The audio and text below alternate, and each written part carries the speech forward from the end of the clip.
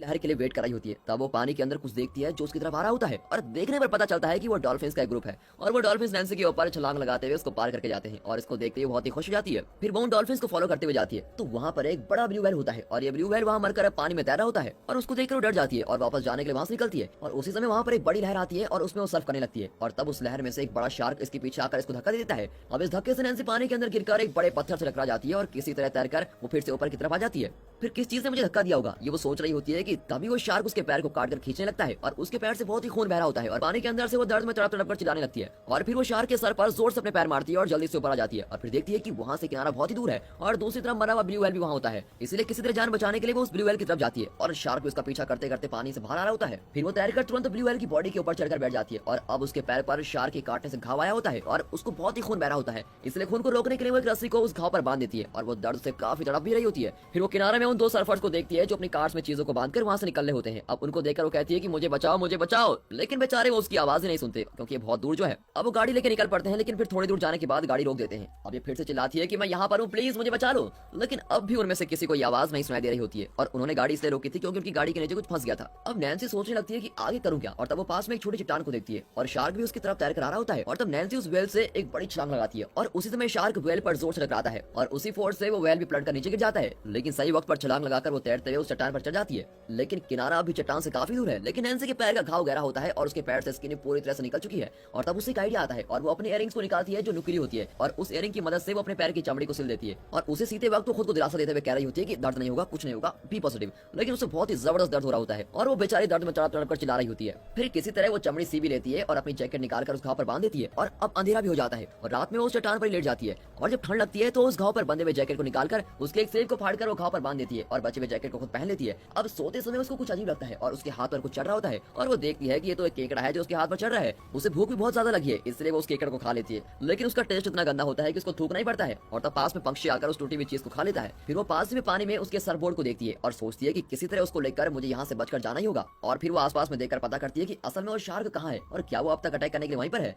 लेकिन वो शार्क कहीं दिखाई नहीं दे रहा होता है और वो पानी में उतरकर तैरने लगती है लेकिन वो शार्क कहीं गया नहीं होता बल्कि वहीं पर तैरता फिरता है और जैसे ही वो नैन्सी के सामने आता है तो नैन्सी फिर से तैरकर उसी चट्टान के ऊपर चढ़ जाती है। ये शार्क मुझे अब छोड़ने वाला नहीं है ये सोचते हुए वो किनारे को देखती रहती है और फिर किनारे पर वो एक इंसान को लेटे हुए देखती है और उसको देखते हुए वो जोर से चिल्लाकर कहती है कि हे मैं यहाँ पर हूँ मुझे बचा लो। और उसकी आवाज को सुनकर वो आदमी जाग जाता है और उसके हाथ में एक बियर की बोतल भी होती है। लगता है वो शराबी है और नशे में यहाँ पर पड़ा हुआ है लेकिन वो नैन्सी को हाथ हिलाते हुए देख लेता है। वो कहती है कि हे प्लीज पुलिस को कॉल करो और मुझे बचा लो। और नशे में होकर भी वो समझ लेता है कि नैन्सी क्या कहना चाहती है और वो जाकर नैन्सी के बैग से फोन निकालता है। अब नैन्सी का मन भी हल्का होता है कि चलो मेरी हेल्प करने के लिए कोई तो है, लेकिन असल में ये होता नहीं है। नैन्सी ने अपना बैग किनारे पर ही छोड़ा हुआ है और उसके बैग में उसका फोन है और उसको निकालकर वो आदमी पुलिस को फोन करने के बजाय वहाँ से उसको लेकर भाग जाता है। लगता है वो एक चोर है और यही नहीं वो बैग में से सारे पैसे भी लेकर निकल पड़ता है और उसको देखकर नैन्सी चौंक जाती है और कहती है कि तुम मेरी सारी चीजों को अपने पास रख लो लेकिन प्लीज किसी को बुलाकर मुझे बचा लो। लेकिन उसकी बातों पर वो जरा भी ध्यान नहीं देता और वहाँ से चला जाता है। अब चोरी यहाँ खत्म नहीं हुई, वो चोर अब सरबोर्ड को देख लेता है और कहता है कि इस चीज को छोड़कर क्यों जाऊं जब मुफ्त में मिल रही है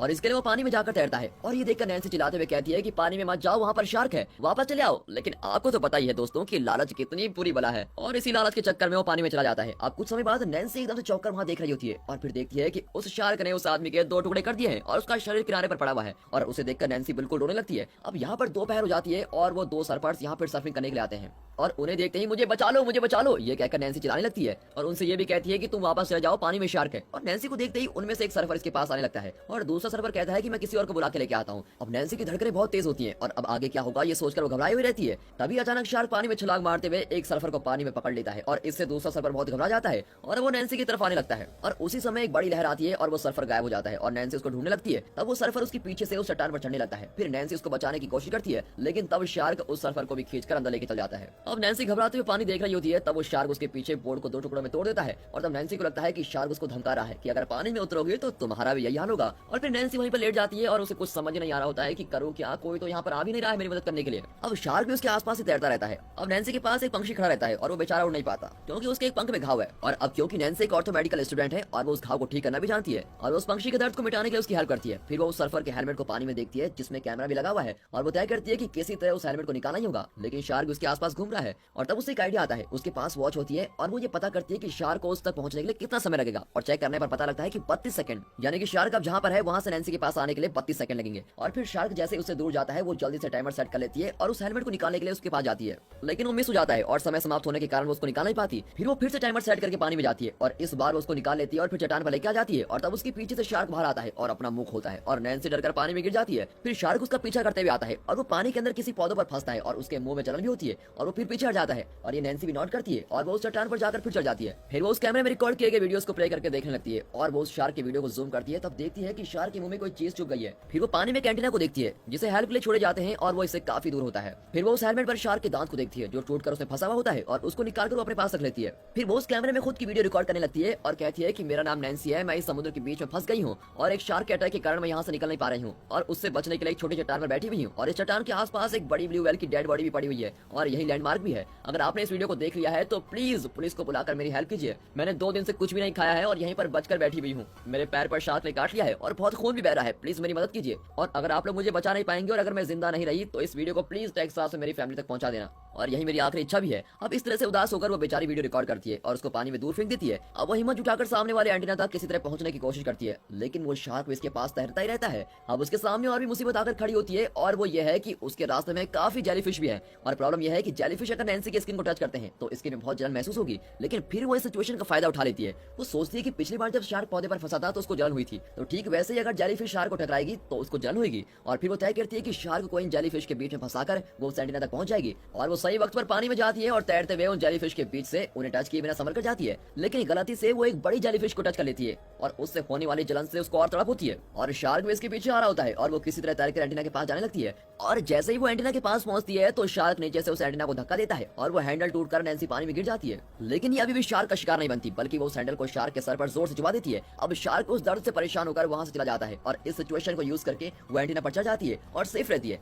देखिए जिंदा बचने के लिए इसको कितना संघर्ष करना पड़ रहा है। अब वो बहुत थक गई है और वहां बैठकर पूरे समुद्र में दूर दूर तक देखने लगती है। तभी वो एक बोट को देखती है जो काफी दूर है और उसको देखते ही वो उसको सिग्नल देकर बुलाने का प्रयास करती है। तब उस एंटीना में वो एक बॉक्स को देखती है जो लॉक रहता है और वो उसको खोल नहीं पाती। अब वो बोट भी आगे जा रही होती है और तब वो अपने पास रखे हुए उस शार्क के दांत से उस ताले को खोल देती है। उस बॉक्स में एक फ्लेयर गन होती है, यानी कि लाइट छोड़ने वाला बॉक्स होता है जिससे सिग्नल देने के लिए यूज करते हैं। लेकिन उस बॉक्स को खोलते ही उसके बुलेट्स पानी में गिर जाते हैं और सिर्फ बंदूक ही रहती है। लेकिन उसमें बुलेट बच जाती है और उससे वो शूट करती है और वो हवा में जाने के बदले पानी में गिरकर फुस हो जाता है। और अब क्या करें ये सोचते हुए वो मेहनत से पानी में जाकर दूसरे बुलेट को निकालती है और बंदूक को लोड करके शूट करती है। वो सिग्नल अब ऊपर जाता है लेकिन वहां से फिर पानी में चला जाता है और उस बोट में बैठे लोगों को वो दिखाई नहीं देता और वो बोट भी वहां से चली जाती है। और ये देखकर नैन्सी बहुत ही ज्यादा अपसेट हो जाती है कि मैं करूं क्या, हर कोशिश नाकामयाब हो रही है। और उसी समय वो हेलमेट यहाँ किनारे पहुंच जाता है और शुरुआत के सीन में दिखाया गया छोटा लड़का वहाँ खेलते समय उस हेलमेट को देखता है और उसे लेकर उसमें नैन्सी की रिकॉर्ड की भी वीडियो प्ले करता है और उसको लेकर भाग जाता है। अब यहाँ शार्क नैन्सी को बिना छोड़े उसका पीछा करके उसको परेशान करता रहता है और तब वो फ्लेयर गन से शार्क को शूट करके उसको भगाती है और वो भी उस ब्लू व्हेल के पास चला जाता है।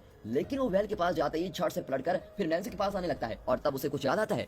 असल में ब्लू व्हेल का खून जलनशील होता है, यानी कि व्हेल के खून को आग लगाने के लिए प्रयोग किया जाता है और पेट्रोल के आविष्कार करने से पहले लोग व्हेल के खून को ही आग जलाने के लिए यूज किया करते थे। और अब उस शार्क के पूरे शरीर पर व्हेल का खून लगा होता है और इसीलिए वो अपने फ्लेयर गन से उस शार्क को शूट कर देती है और वो भी जलने लगता है। लेकिन चौंकाने वाली बात तो यह है कि आग लगने के बाद भी वो काफी ऊपर ऐसी छलांग लगाता है कि वो आकर दूसरी तरफ गिरता है और खुद के शरीर पर लगी हुई आग को बुझा लेता है। सोचिए कितना दिमाग वाला शार्क है। अब शार्क गुस्से में उस एंटीना को पकड़कर जोर से लाता है और वो भी पलट जाता है और नैन्सी पानी में गिरती है। फिर वो एंटीना के ऊपर वाले हिस्से को पकड़कर चढ़ती है और माउंट से बचने के लिए आसपास देखती रहती है। और तब शार्क नीचे से नैन्सी को काटने आता है और उस एंटीना के रॉड्स को काटना शुरू करता है और उसके काटने से सारे रॉड्स भी टूटकर गिरने लगते हैं। फिर नैन्सी उसके चेहरे पर जोर जोर से लात मारती है और इतने किक्स मारती है कि वो वहां से चला जाता है। अब वो पानी के अंदर देखती है तो वहां उस एंटीना को पकड़ कर रखने वाला लंगर होता है और उसमें कई नुकीली रॉड्स भी होती हैं। अब वो उस लंगर से फिक्स किए गए एंटीना के रॉड को तोड़कर अपने हाथ में पकड़ लेती है और वो रॉड्स उसे पानी के अंदर खींचते हैं और वो भी उसको पकड़कर नीचे जाने लगती है। और फिर वो लंगर के पास पहुंचते ही वो जल्दी से हट जाती है और तब उसके पीछे से फोर्स से आने वाला शार्क सीधे उस लंगर के रॉड्स पर गिर जाता है और वो रॉड्स उसके मुंह से होकर पेट से बाहर निकलती है। फिर वो शार्क वहीं मर जाता है और फाइनली नैन्सी शार्क से बच जाती है। अब यहाँ वो छोटा लड़का अपने पापा के साथ वहाँ आता है और ये और कोई नहीं बल्कि नैन्सी का टूर गाइड कार्लोस है। वहाँ आने पर वो एक डेड बॉडी को देखता है और वो नैन्सी का नहीं बल्कि उस शराबी की बॉडी है जिसे शार्क ने काट कर फेंका था। और फिर उसका बेटा पानी में किसी को देखकर चिल्लाता है और वो कार्लोस को वहाँ बुलाता है। फिर वो जल्दी से वहाँ जाकर देखता है तो वो नैन्सी होती है। वो उसे जल्दी किनारे तक लेके आता है और उसके बेटे को किसी को वहाँ बुलाकर लाने को कहता है और फिर कार्लोस नैन्सी को फर्स्ट एड देता है और फिर नैन्सी भी अपनी आंखें खोलती है।